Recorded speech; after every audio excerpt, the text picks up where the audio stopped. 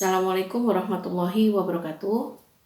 Bapak dan Ibu, jika kita lihat dari ilmu Neurolinguistic Program yang saya pelajari, bahwa untuk mendidik seseorang, ya, ini dibutuhkan 2 tahap. Yang pertama adalah bagaimana setiap manusia itu mampu melakukan self management.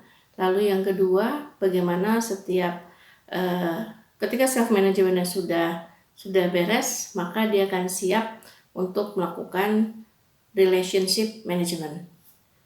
Dan saya sangat tertarik itu ya, karena ternyata ketika kita bicara kemarin kita bicara tentang Ifa dan Syaja'ah, ya, kita sering melihat ada kelompok-kelompok manusia yang terbagi-bagi. Yang pertama adalah kelompok manusia yang terlalu fokus pada dirinya, ya, sehingga segala sesuatu itu memang dinilai apakah ini ada untungnya buat saya, ya. Paling tinggi kepeduliannya terhadap orang lain adalah bagaimana dia bisa memikirkan tentang kepentingan keluarganya. Jadi hidupnya hanya terfokus pada harta dan juga pada diri.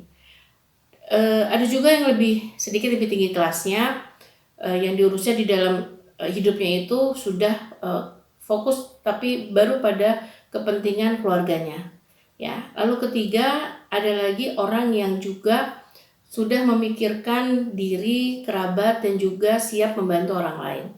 Nah, walau uniknya, ada juga yang bagian keempatnya, ternyata banyak orang yang justru fokus pada orang lain, seluruh hidupnya dikorbankan untuk kepentingan orang lain, dan pada akhirnya lupa pada diri sendiri. Bagaimana seharusnya kita bisa melakukan segala sesuatu dengan seimbang, ya, terutama bagaimana kita menjalankan peran di masyarakat, bagaimana kita bisa beramal soleh. Kalau kemarin kita sudah ngobrol tentang perangai yang utama adalah bagaimana seseorang bisa memiliki ifah atau pengendalian diri, ya, dan juga punya syaja'ah, yaitu bagaimana seseorang itu bisa memiliki keberanian. Maka setelah ini yang terkait dengan orang lain atau kepentingan orang lain, ada yang namanya adil dan hikmah, ya. Jadi adil dan hikmah jika kita satukan dalam satu kata itu disebut mahabbah, yang artinya cinta. Adil dan hikmah adalah sikap kita kepada orang banyak, kepada orang lain. Adil berarti kita meletakkan sesuatu pada tempatnya, pada porsinya.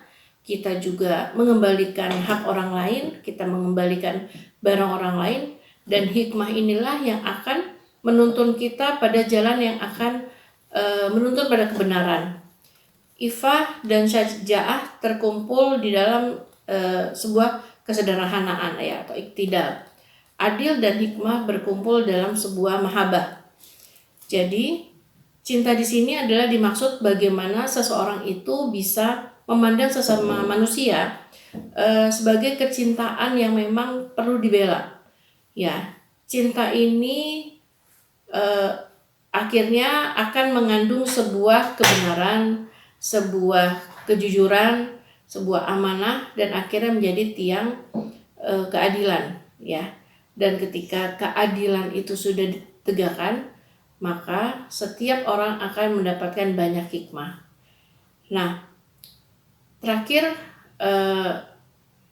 orang yang memiliki kemampuan untuk bisa melihat sebuah hikmah, maka ia berarti bisa memandang sebuah persoalan, sebuah peristiwa dari berbagai sudut pandang.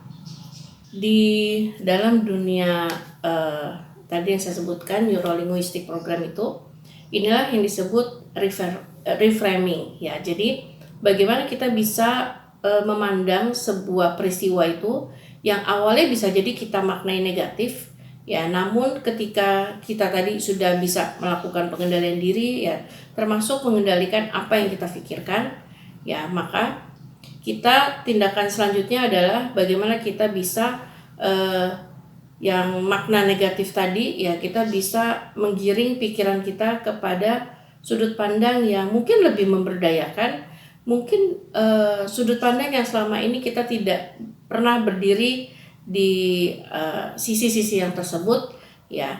Kenapa ini penting? Agar pertama kita bisa memahami sebuah persoalan tidak hanya dari satu sisi, ya. Lalu yang kedua, agar kita sendiri bisa menjaga emosi kita, karena ketika peristiwa ini sudah dipandang sebagai sesuatu yang sangat negatif, ya, kita tidak bisa dapat mengambil hikmahnya. Lalu tegaknya kebaikan pada masyarakat ini sendiri tidak bisa dipisahkan antara adil dan hikmah, ya. Kita membayangkan bahwa sebuah masyarakat yang madani itu berisi orang-orang yang masing-masing individu bisa melakukan pengendalian diri, mereka juga berani dalam membela kebenaran, dan dalam menjalankan peran untuk masyarakat, mereka menempatkan segala sesuatunya pada tempatnya, bersikap adil, dan juga senantiasa dapat memberikan hikmah, ya, melalui banyak kabar gembira, sehingga kebaikan-kebaikan itu semakin lama semakin tegak, dan semakin lama semakin menjadikan masyarakat madani ini menjadi sejahtera, ya. Jadi mana yang harus kita prioritaskan dalam mendidik anak-anak kita? Mengenal diri tentu saja, pengendalian diri, lalu setelah itu bagaimana anak kita bisa bersikap adil dan juga mengambil banyak hikmah, ya. Dan dengan itu semua semoga anak-anak kita bisa membangun hubungan relasi yang lebih sehat, dan negara ini pun menjadi sebuah negara yang tumbuh di dalamnya warga negara yang saling memiliki cinta, yaitu mahabbah. Wassalamualaikum warahmatullahi wabarakatuh.